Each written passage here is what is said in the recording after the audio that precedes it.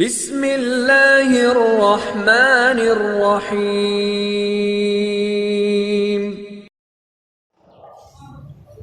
یہ شان ہے امام علی مقام حضرت امام حسین رضی اللہ تعالیٰ عنہ کی۔ پھر حضرت امام حسین رضی اللہ تعالیٰ عنہ نے سب سے پہلے حضرت نور کو، اب پھر وہ حضرت بن گئے تھے، اب پھر وہ معزز بن گئے تھے، اب پھر وہ عظمت والے بن گئے تھے، اب پھر وہ حسینی قافلے کے ایک سپرد بن گئے تھے، ایک فرد بن گئے تھے۔ حضرت نور رضی اللہ تعالیٰ عنہ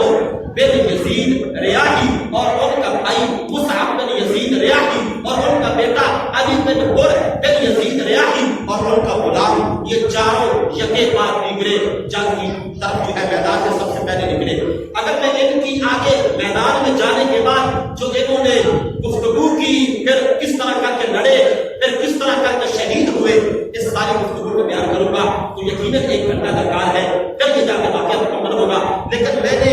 یہ واقعہ بیان کرنا ہے یہ تھوڑے سے وقت کے اندر۔ حضرت امام علی مقام جب یہ سارا معاملہ چل رہا تھا، اس وقت جو وہب بن عبداللہ کلبی تھا، اس کی شادی کو ابھی 17 دن ہوئے تھے اور اس کی ابھی تک عنفوان شماوش جو تھا وہ بستر گرم تھا، بہت خوبصورت نوجوان تھا، ماں باپ کا اکلوتا بیٹا تھا، باپ کا سایہ سر سے اتر چکا تھا اور کوئی بھائی بھی نہیں تھا، کوئی بہن بھی نہیں تھی جو بعد میں ماں کے دل کا مرہم بن سکے۔ وہب بن عبداللہ کلبی، اس کی امی اپنے بیٹے کے پاس آئی اور آ کر کہنے لگی، اے جان مادر، اے ماں کی جان، اگر تم کو میری بچپن کی محنتوں کا ثمر یاد ہو کہ میں نے کس انداز میں تیری تربیت کی ہے،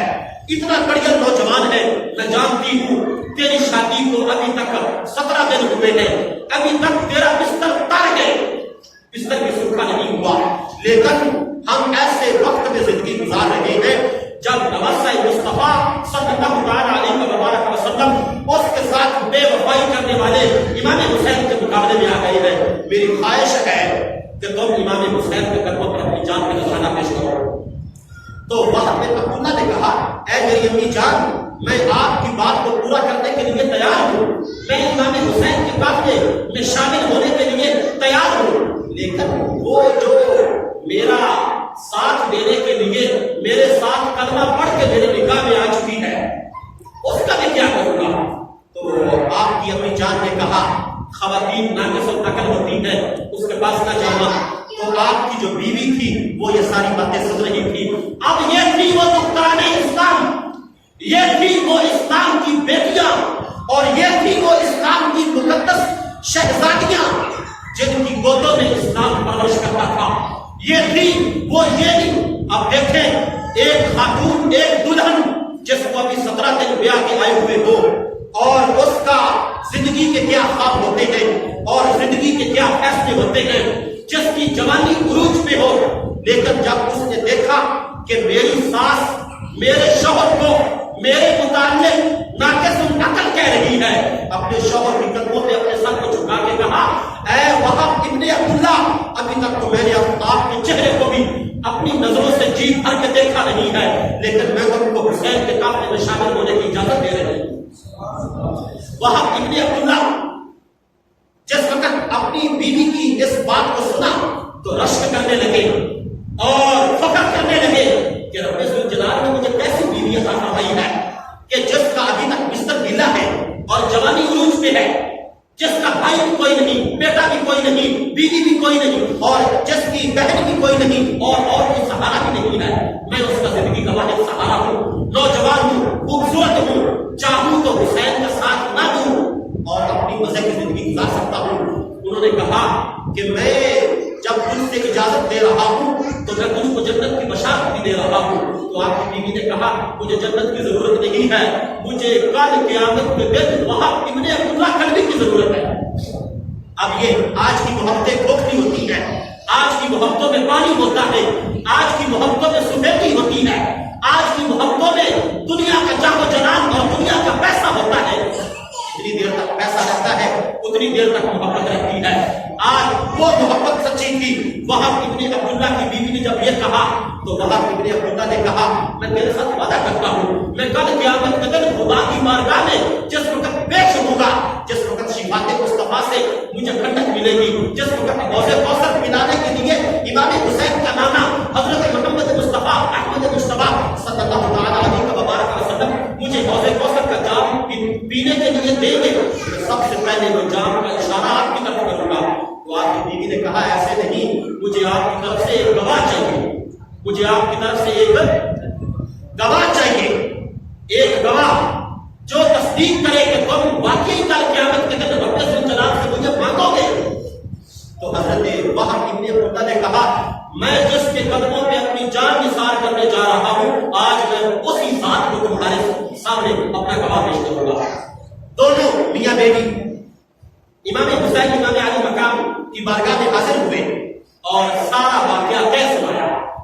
کہ اے امام علی مقام میری شادی کو 17 دن ہوئے ہیں میں گھر کا اکلوتا سربراہ ہوں میرا بھائی بھی کوئی نہیں میری بہن بھی کوئی نہیں میری امی کی خواہش ہے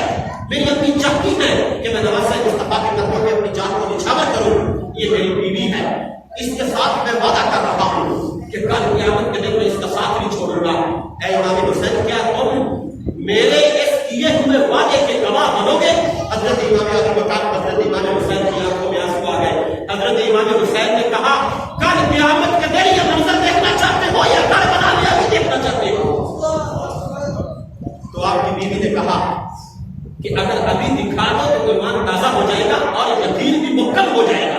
یقین بھی پکا ہو یقین پہلے ہی ہے لیکن اور مزہ آئے گا حضرت امام علی مقام رضی اللہ تعالیٰ عنہ حضرت امام حسین رضی اللہ یہ ساری باتیں وہ ہیں جو امام زین العابدین نے لکھی ہے حضرت امام علی مقام حضرت امام حسین رضی اللہ تعالیٰ عنہ نے اپنے دونوں ہاتھوں کو یہ وہ ہاتھ تھے کہ جو ہاتھ مصطفیٰ کی زلفوں کو پکڑتے تھے یہ وہ ہاتھ تھے جو ہاتھ فاطمہ الزہرا سلام اللہ علیہا رضی اللہ تعالیٰ عنہا کی گردن میں ایسے ہلکا بنا کے کھیلتے تھے یہ وہ ہاتھ تھے جو امام علی مرتضیٰ شیر خدا رضی اللہ تعالیٰ عنہ کی باہوں پکڑتی تھی یہ وہ ہاتھ تھے جو باغ نبوت کے چمنستان کے پھول تھے یہ وہ ہاتھ تھے جن ہاتھوں کو مصطفیٰ چومتے تھے یہ وہ ہاتھ تھے جن ہاتھوں کی قسمیں فرشتے اٹھاتے تھے حضرت امام علی مقام رضی اللہ تعالیٰ عنہ نے جس وقت اپنے ہاتھوں کو بلند کیا وہاں ابن عبداللہ کلبی اور اس کی بیوی اور اس کی امی نے اکٹھے تینوں کو جنت کے محلوں میں ایک دوسرے کو دیکھ لیا جس وقت وہاں ابن عبداللہ بے ہوش ہو گئے جنت میں اپنا مقام دیکھ کر جنت میں اپنی بیوی کو دیکھ کر اور اپنی بیوی کی پیشانی پہ بوسہ دیا اور کہا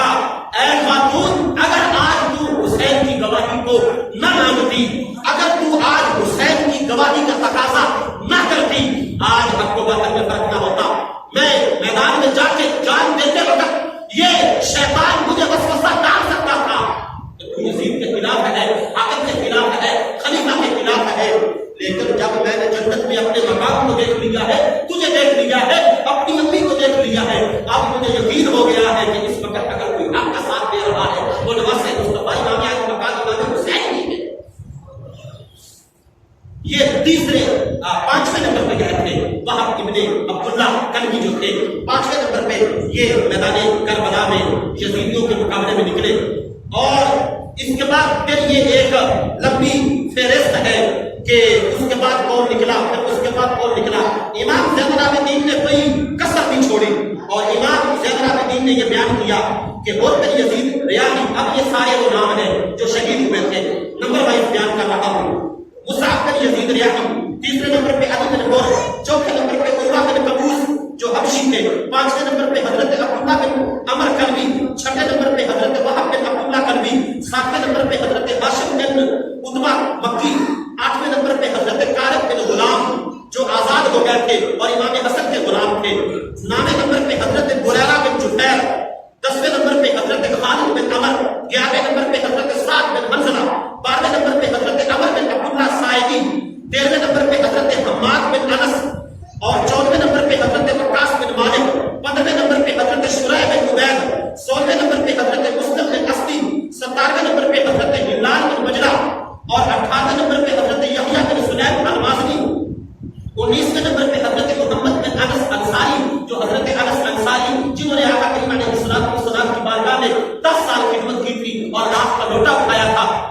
ذمہ داری تھی ان کے بیٹے،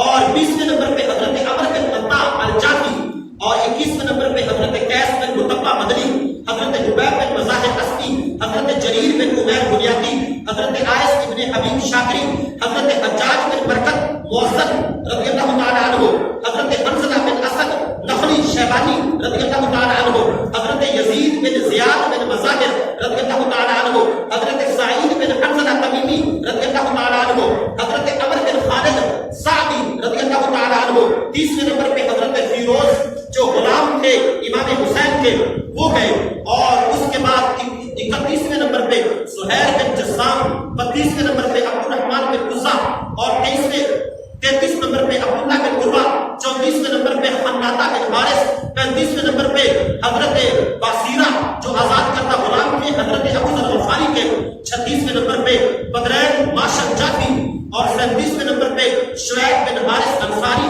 38 نمبر پہ حسان بن حارث انصاری، 39 نمبر پہ مرہ بن ابی مرہ غفاری، 40ویں نمبر پہ محمد بن مقداد، 41ویں نمبر پہ قیس بن ربیع انصاری، 42ویں نمبر پہ شاس بن سعد، 43ویں نمبر پہ عمر بن کرد حجاجی، 44ویں نمبر پہ عثمان بن رباس مکی، 45ویں نمبر پہ مالک بن سیرین، 46ویں نمبر پہ حماد بن داؤد، 47ویں نمبر پہ اسد بن دجانہ، 48ویں نمبر پہ سعد بن عبداللہ الفقی حنفی، 49ویں نمبر پہ رحمت بن قیس نخانی، 50ویں نمبر پہ عتیق بن ریحان مکی، اور 51 نمبر پہ سفیان بن سریح، اور 52 نمبر پہ سوید بن عمر، اور 53 نمبر پہ خضر عامہ بن مالک انصاری، اور 54 نمبر پہ مسعود بن حجاج انصاری میدان کربلا میں نکلے تھے۔ اب اس کے بعد وہ 19 سپوت ہیں جن کا تعلق خاندان نبوت سے ہے، اور یہاں پہ ایک عقیدے کی بات بھی سمجھو۔ آج کل بہت جلد ہمارے بچے اور ہمارے نوجوان، حتیٰ کہ ہمارے سفید پاریش بزرگ داڑھیوں والے، وہ بھی بعض اوقات پریشان ہو جاتے ہیں۔ حضرت امام علی مقام حضرت امام حسین رضی اللہ تعالی عنہ کے لشکر میں آپ کے 4 بھائی اور بھی تھے جو بیٹے تھے حضرت علی کے، محمد بن علی، عثمان بن علی، ابو بکر بن علی، جعفر بن علی۔ اب یہاں پر ہم نے ایک نقطے کی طرف اور نہیں کیا، اگر کوئی حسین کو مانے، ابو بکر کو نہ مانے، عثمان کو نہ مانے، تو اس کو سوچنا چاہیے کہ جو قافلہ حسینی تھا، جو کربلا میں دین کا پرچار کر رہا تھا اور یزیدی فوج کا مقابلہ کر رہا تھا، اس میں ابو بکر نامی بھی دو تھے